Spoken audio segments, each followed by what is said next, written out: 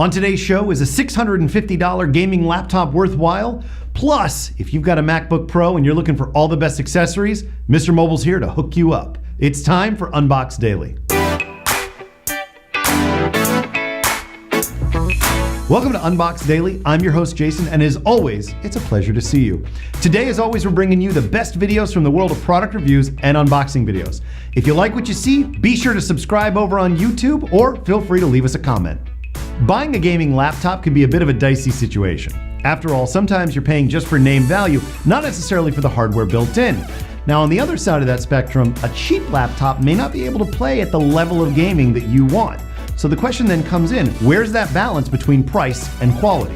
Here to give us his thoughts on what the lower end of the spectrum can do for you is Austin Evans, who's taking a look at the $650 HP X Envy 360. You look at AMD, who has come out of nowhere with an impressive quad-core design and some seriously powerful graphics. And again, this is from AMD. I know we keep saying that, but it is really impressive what AMD has been able to pull off, especially coming out of nowhere like this. Now sure, this is not going to be a super high-end gaming PC that's going to work for everyone, but it does have enough power to play some pretty decent games. On the other hand, the Envy X360 is good, but not perfect. I feel like they got it about 85% right. With a better trackpad, a couple of tweaks, and especially a standard SSD, I would like this thing a lot more. One of the considerations when buying a budget laptop is the fact that, particularly for gaming, you're going to need the peripherals. You're going to need your mouse, your keyboard, your monitor, etc. And that can make the price tag go up a lot.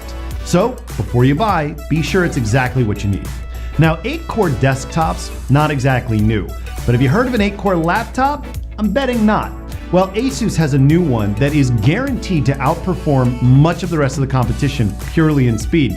And Linus from Linus Tech Tips is here to give you the 411 on exactly just how fast this thing can get. We see the GL702ZC with its unprecedented multi-threaded performance as more of a powerhouse on a budget mobile workstation that can also game on the side.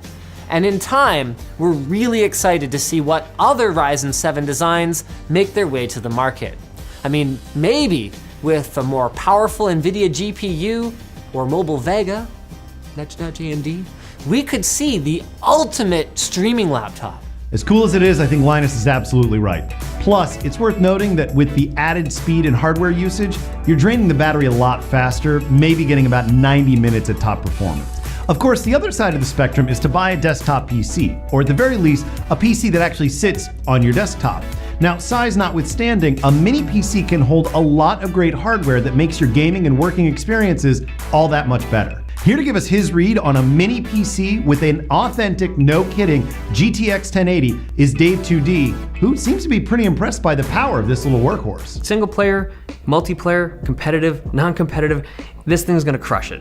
It's also a strong performer in VR, and because it's small, you can put it in your backpack and you now have a relatively portable VR-capable system. Now, thermal performance is something I think a lot of people are interested in because it's such a small case, and the previous generation, the EN1080K, had water cooling, but this one is air cooled. Now the fan noise is controllable in the BIOS, but if I just left it at standard settings, it's quiet on idle, but during games it can get pretty loud. Now, is a mini PC gonna have the best capabilities of a desktop? Probably not. But if physical volume is a concern for you in your workspace and you're still looking for top level performance, sounds like this is a pretty tremendous option.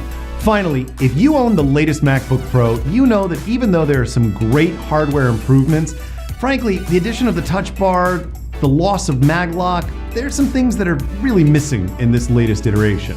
Fortunately, we've got Mr. Mobile here to show us all of the different accessories and peripherals that we can go get to really turn this into the best MacBook experience that's available. My favorite thing Apple ever brought to the laptop was MagSafe, the breakaway magnetic connector that saved my MacBooks from countless careless falls over the years.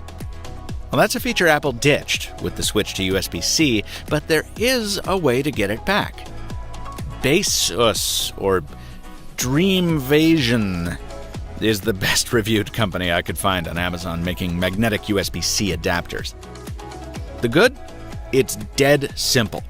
You plug one side into the charging port, you snap the other side onto your cable, and boom, magnetic charging. It pops off if you trip on the wire. Of course, we have to offer the same disclaimer that Mr. Mobile offered in his video. These are not perfect fixes. Some of these accessories offer more problems than they solve for.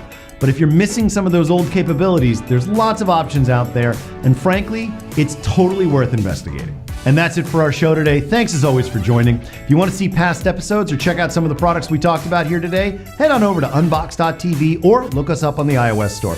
In the meantime, I'll see you back here soon for more great videos. I'm your host, Jason. Have a great day.